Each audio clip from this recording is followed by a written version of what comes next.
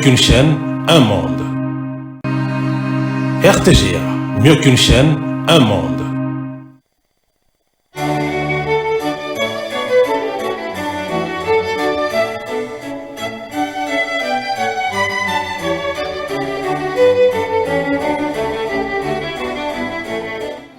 Ce journal vous est offert par Tango Protection.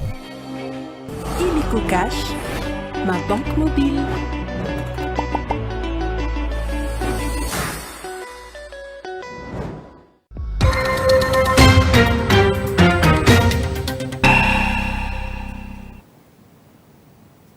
Vous êtes branchés sur la RTGA, c'est l'heure de vous informer. Voici les grandes lignes de votre journal. Face aux rumeurs qui circulent sur la toile concernant la situation sécuritaire dans la province de l'Ituri, le gouverneur militaire appelle la population itourienne au calme et leur interdit de jouer le jeu de l'ennemi alors que les activités dans la ville de Bunia évoluent normalement.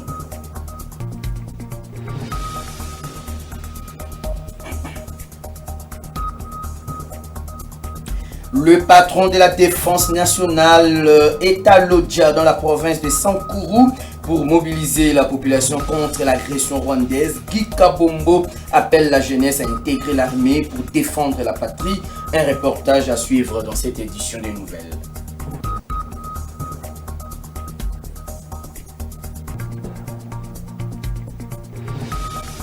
Et pendant ces temps, l'humanité pense à la justice sociale le 20 février de chaque année. Occasion pour les nations du monde à promouvoir la justice sociale afin d'augmenter les revenus et créer les emplois. Voilà tout pour les sommaires.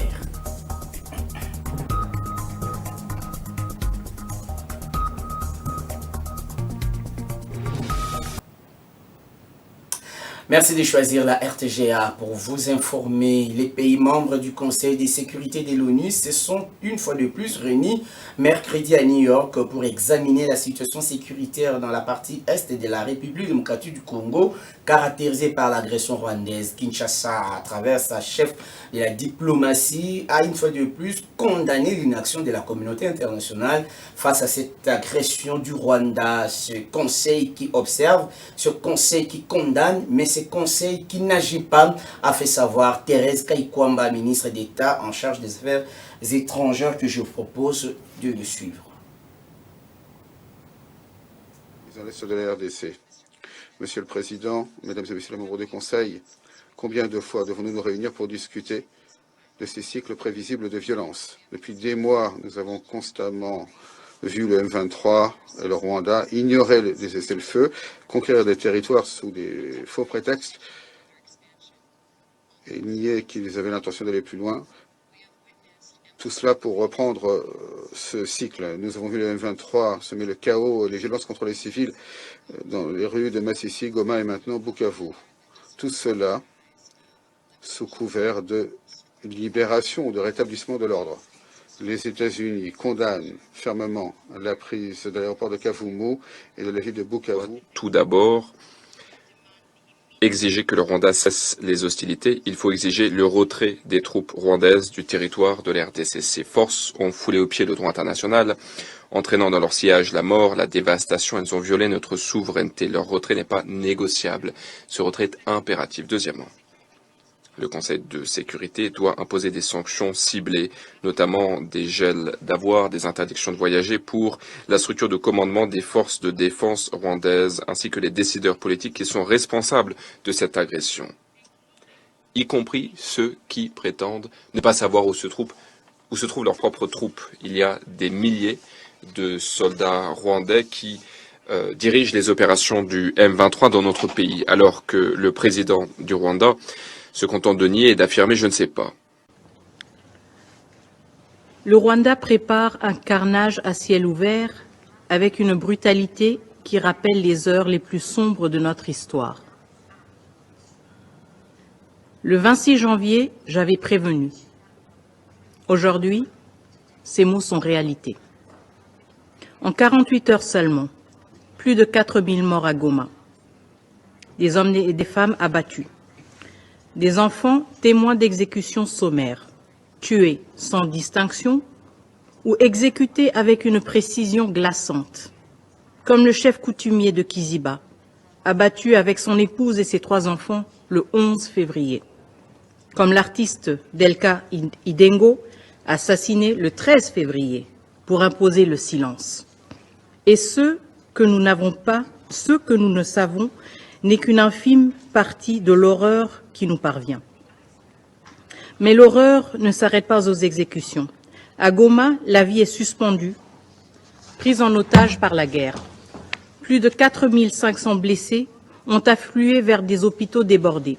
500 corps ont été retrouvés calcinés dans la prison de Munzenze après des exécutions en masse. Chaque jour, la Croix-Rouge et le CICR ramassent des cadavres dans les rues, tandis que les morgues dépassent leurs capacités. On reste toujours dans ce chapitre pour parler de la situation sécuritaire dans l'Est de la RDC. Le président du Sénat, Sama Lukonde, reçoit le message de solidarité et de soutien des États-Unis d'Amérique au peuple congolais victime de l'agression rwandaise sous couvert du 1-23 AFC. L'ambassadrice des USA en poste à Kinshasa, qui a condamné l'agression rwandaise, a indiqué que son pays a l'intention d'utiliser tous ses leviers diplomatiques pour des sanctions idoines contre le Rwanda. Des précisions avec Dieu merci Diaka dans ce reportage.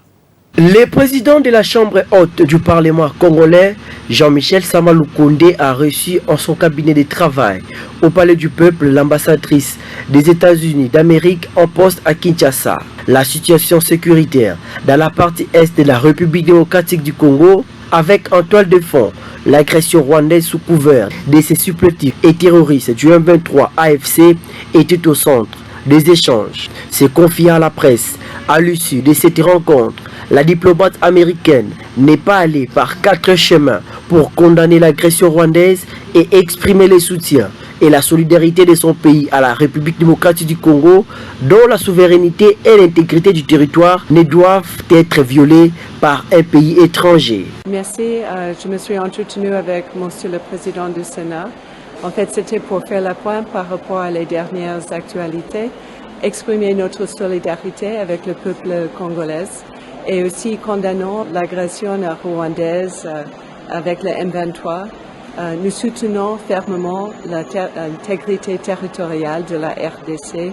Nous appelons pour un accord de cessez-le-feu, pour un corridor humanitaire pour aider les gens qui sont affectés par la violence et pour que tous les partis reviennent aux tables de négociation dans le contexte du processus Luanda et processus Nairobi. En fait, nous avons dit à plusieurs reprises l'importance de la retraite de toutes les forces rwandaises de la territoire congolais et aussi que nous avons l'intention d'utiliser tous nos leviers diplomatiques.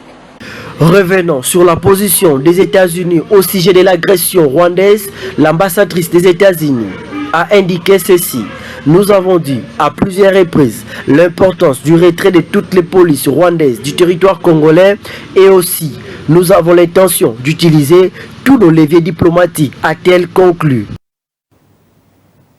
Et puis les activités ont tourné normalement dans la ville de Bunia ce jeudi 20 février où la population fait face à une pluie de rumeurs qui compromettent la quiétude sociale ces derniers jours. Ces faux messages sont en majeure partie diffusés sur les réseaux sociaux. Le gouverneur militaire de cette province appelle la population iturienne au calme et à barrer la route au jet de l'ennemi. Plus de détails dans ce reportage signé Jolie Palmer Sekouye. Nous sommes à Bunia, capitale de la province de l'Ituri. Cette ville respire un air de paix et de tranquillité. Les activités tournent à plein régime et la population exerce librement ses activités. Écoles, marchés, boutiques, institutions bancaires, transports en commun et autres fonctionnent normalement. Les rumeurs qui circulaient entre la population sur l'arrivée des troupes ougandaises n'y est pas. La population de Bunia s'est réjouie de cette accalmie et fait preuve d'une résilience face au jet de l'ennemi. Selon le gouverneur militaire de l'Ituri, Luboya Kashamadjoni, la désinformation arme de l'ennemi dans cette guerre pour déstabiliser le pays, déjà démasqué par les services de sécurité et de défense. Il appelle la population calme de rester vigilante afin de barrer la route à cette manœuvre de l'ennemi.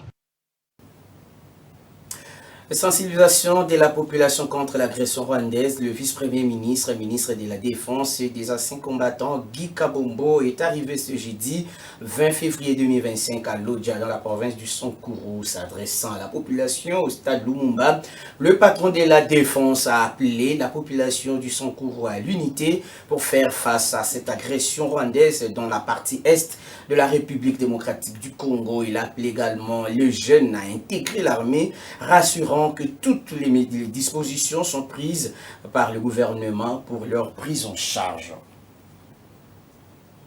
Et peu avant de s'envoler pour l'Odja, le vice-premier ministre en charge de la Défense nationale a fait savoir que la force juvénile est importante pour le relais d'une armée puissante. C'était lors d'un échange avec la jeunesse de la ville de Mbujimai, nous sommes de la province du Kasaï central. Là aussi, il a invité le jeune à l'enrôlement massif au sein des FRDC en insistant sur le fait de mettre fin au discours de haine et tribalisme. Suzy Kibiromari nous en parle dans ce reportage.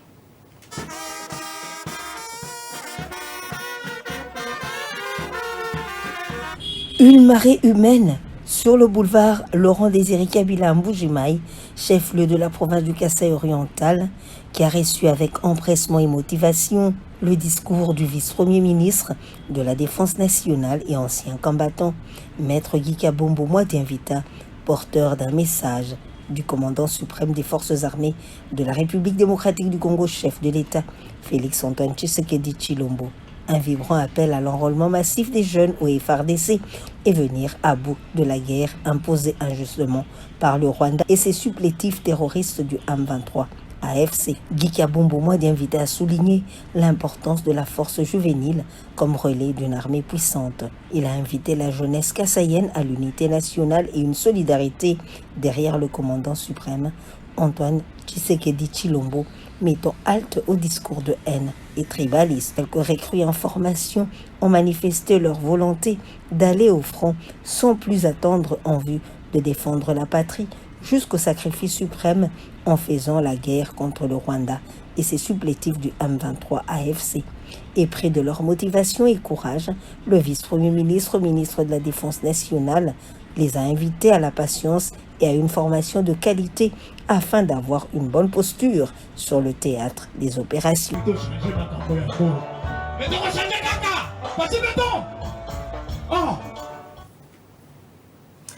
La démarche que mènent les chefs des confessions religieuses ne s'oppose pas à celle du tandem Senko-SCC censé aboutir à un pacte social pour la paix en RDC et dans la région des Grands Lacs. Précision apportée mercredi par Ejibaya Mampia, président de la plateforme des confessions religieuses, lors d'un échange avec le vice-premier ministre et ministre de l'Intérieur. Ejibaya Mampia Évariste estime nécessaire de fédérer les efforts entre tous les religieux du pays pour une solution durable à la crise humanitaire avant d'appeler les acteurs politiques congolais, toutes tendances confondues, à l'unité. Suivez.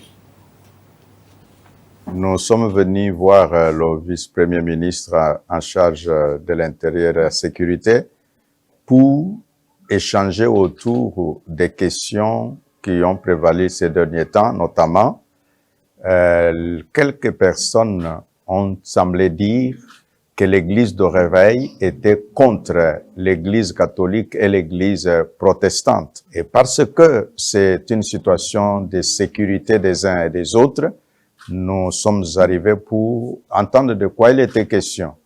À l'issue de nos entretiens, il s'est fait sentir qu'il n'y a rien du tout et que c'est peut-être les gens qui font certaines interprétations qui vont au-delà. Nous sommes ensemble et donc nous n'avons pas un agenda parce qu'il n'y a pas de problème. S'il y aurait problème, nous pourrions dire « Ok, approchons les autres pour résoudre le problème qu'il y a ». Et ici, nous profitons pour dire aux Congolais et Congolaises que notre pays fait face à un moment difficile, donc la guerre à l'Est, et il est important que nous puissions faire de manière à cultiver l'unité.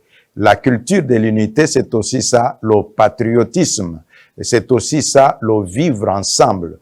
la richesse de la République démocratique du Congo, c'est aussi la multiplicité d'ethnies, près de 450 tribus ou ethnies en République démocratique du Congo. C'est une grande richesse que si nous utilisons cela, c'est le développement de la République démocratique du Congo. Et aussi, attaqué dans sa partie orientale, nous avons besoin de la cohésion, nous avons besoin de l'unité. Et pendant ces temps, l'Office national des productions agricoles du Congo, direction provinciale du Sud Kivu, a été vandalisé par les pilleurs. Profitant de l'évasion de la ville de Bukavu, le personnel déplore cet acte et sollicite de l'aide auprès des autorités pour relancer son fonctionnement. Suzy Kibira au Mali pour le reportage. Équipements de travail et mobilier ont été emportés. Le laboratoire saccagé et autres stocks de café, de thé et de quinquina ont aussi été pillés. Il en est de même du centre de santé qui se trouvait dans ces installations de l'Office national de la production agricole du Congo à Bukavu, chef-lieu de la province du Sud Kivu. C'est la ruine. Des papyrasses et documents de travail dispersés par terre sont le fait des actes de vandalisme perpétrés par des personnes non autrement identifiées à la veille de l'invasion de la ville par les troupes rwandaises avec leur supplétif du M23 AFC. Ce que déplore cet ingénieur agronome. On a perdu tout le matériel nécessaire pour le fonctionnement de l'entreprise.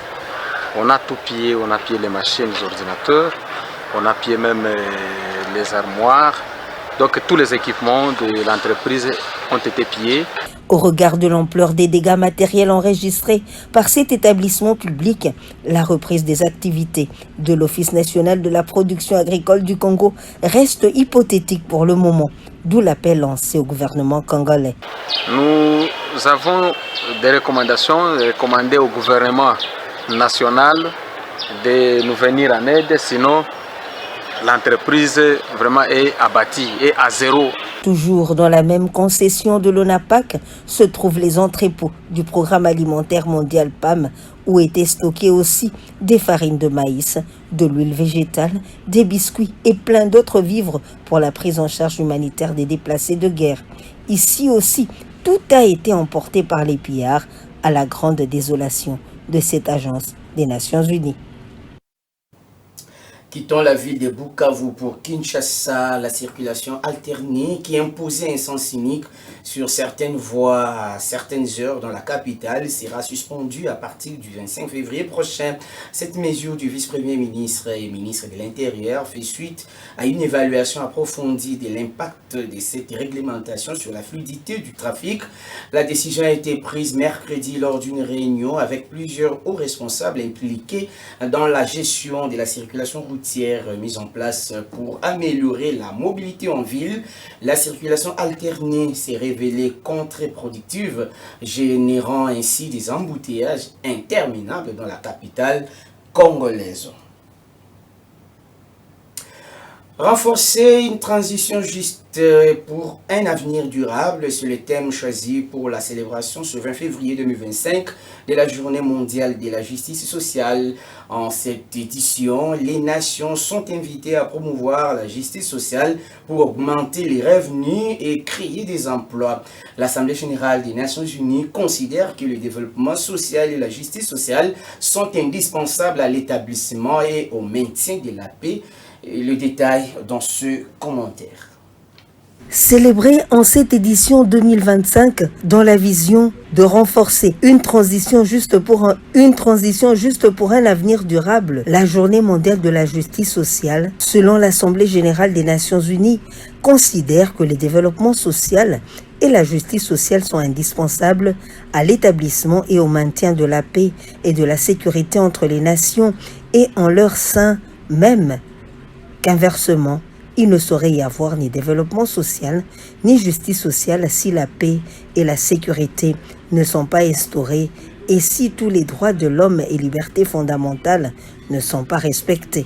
Une croissance économique générale et soutenue, s'inscrivant dans le contexte d'un développement durable, est indispensable à la pérennité du développement social et de la justice sociale.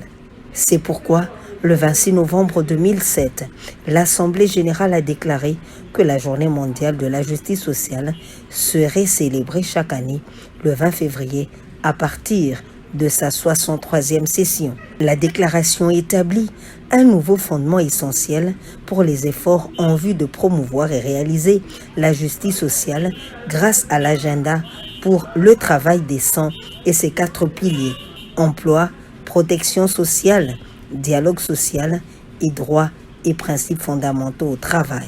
La justice sociale est fondée sur l'égalité des droits pour tous les peuples et la possibilité pour tous les êtres humains, sans discrimination, de bénéficier du progrès économique et social partout dans le monde.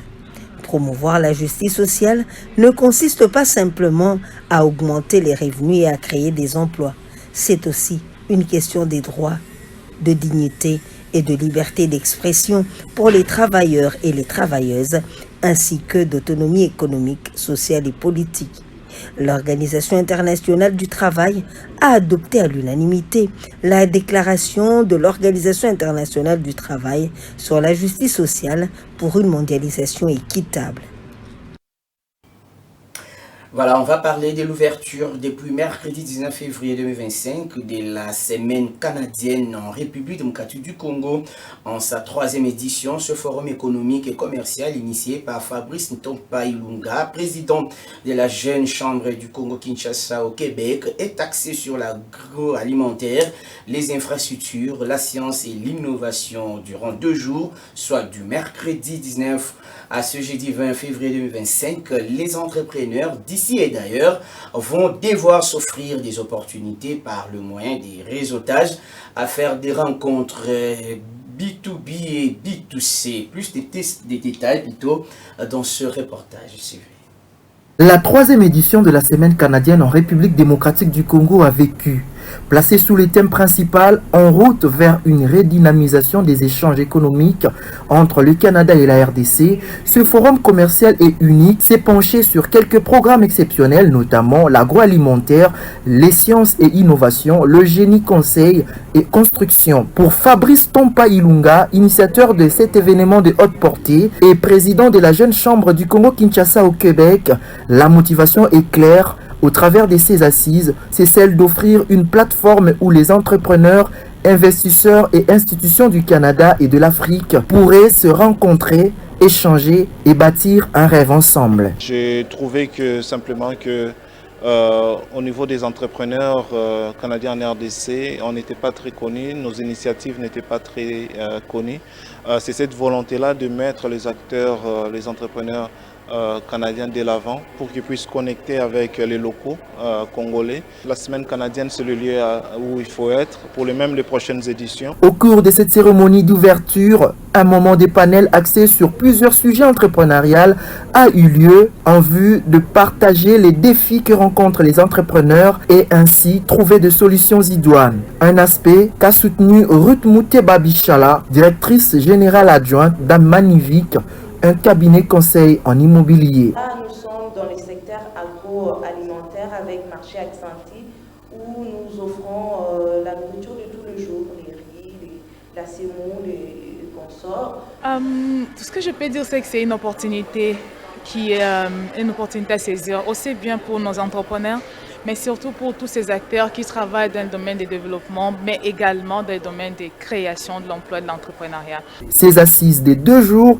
soit du 19 février au 20 février 2025, à l'hôtel Rotana à Kinshasa, et a connu la participation de plusieurs personnalités publiques et invités de marque venus pour soutenir ce catalyseur de connexion stratégique et humaine.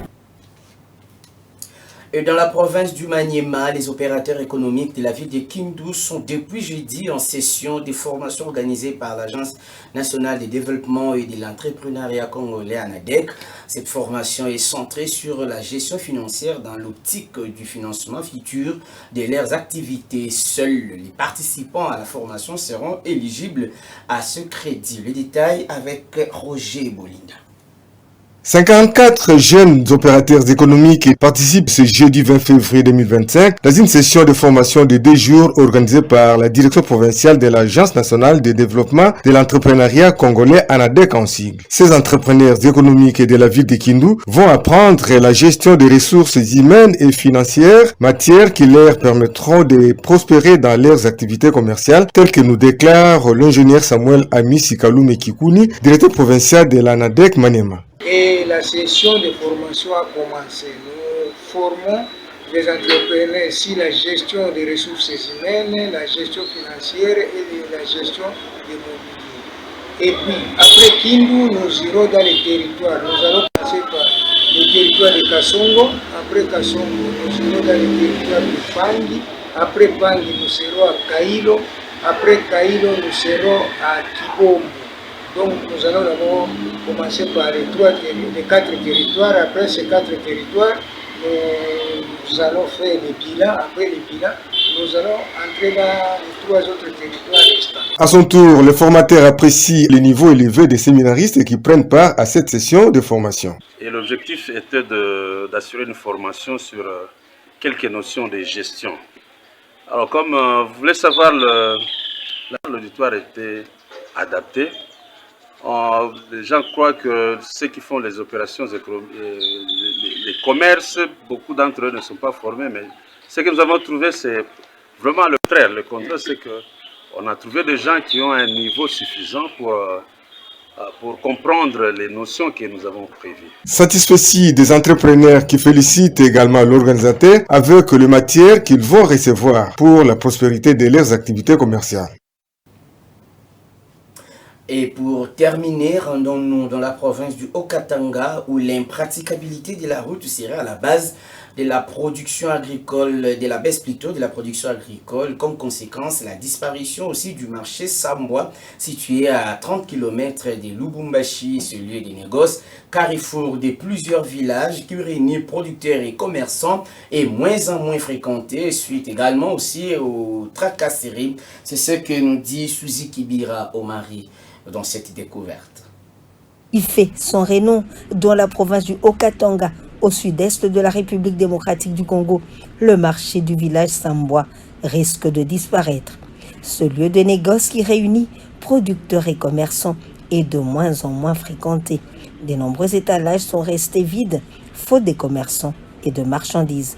Le coût de transport est de plus en plus cher pour les commerçants à cause de l'impraticabilité de la route et des barrières érigées avec des taxes à payer.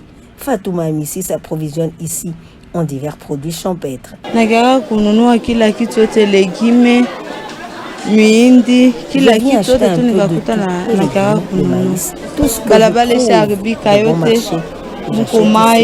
La route est mifereji balabala ina mabariere kwa ya mingi mubalabala baliere kila hapa kuya 1000 francs kurudia kila bariere 1000 francs na pasho lipata 10000 francs hapa karibia na panda beto ngwa lipa 10000 francs. Jean Mandari, vendeur des articles de la friperie à Sambwa, déplore l'état de la route qui ne lui permet pas de faire des navettes pour s'approvisionner en cas de rupture de son stock. Barabara iko natukosea selon shiba kujisha. Par exemple paka hivi soko pengine iko hako. Mais hapa petu na Lubumbashi pa karibu. Minezwa par exemple vintu vinanisha pameza mais journée ingariki mulefu. Shifoni kimbililie nene kauze twingine tena niko nike pameza. Mais à travers la balabala tunaweza kushinda tena pengine vintu vinaweza kuisha pameza. Mais namna kururia haina ko mamiotoka ya transport haina ko à travers la balabala vile iko mbaya. Les habitants ont grand espoir que la reprise des travaux de construction de la route Kafoubou, longue de 30 km, et la suppression des barrières érigées illégalement sur cette voie de desserte agricole vont relancer la production agricole et d'autres activités commerciales au profit de cette partie du territoire de Kipushi dans le Haut-Katanga. On va rappeler les principaux titres de cette édition du journal avant de se quitter. Face aux rumeurs qui circulent sur la toile concernant la situation sécuritaire dans la province de l'Ituri, le gouverneur militaire appelle la population iturienne au calme et leur interdit de jouer le jeu de l'ennemi alors que les activités dans la ville de Bunia évoluent normalement.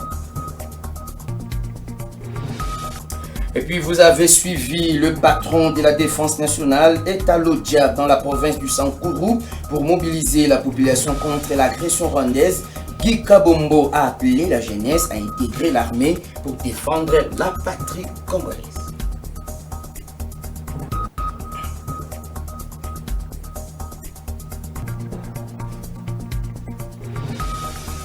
Et puis nous avons parlé aussi de l'humanité qui pense à la justice sociale le 20 février de chaque année, occasion pour les nations du monde de...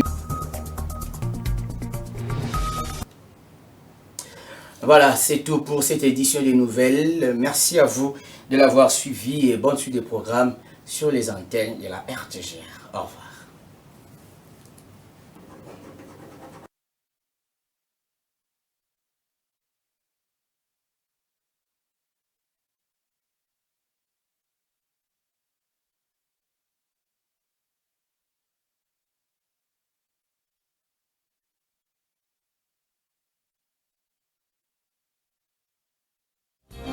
Ce journal vous a été offert par Tango Protection. Illico Cash, ma banque mobile.